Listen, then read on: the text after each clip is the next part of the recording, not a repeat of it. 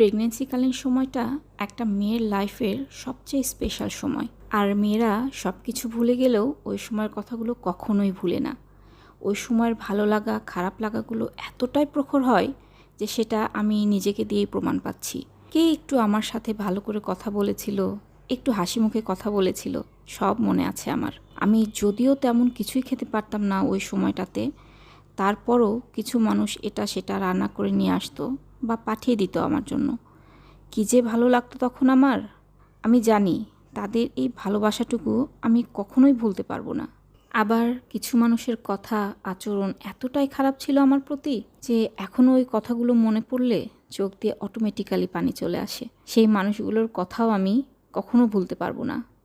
আবার তাদেরকে কোনো দিনও মাফ করতে পারবো না। বাচ্চা পেটে থাকাকালীন যারা আমার খারাপ চেয়েছে তারা আর যাই হোক আমার কাছের কেউ না।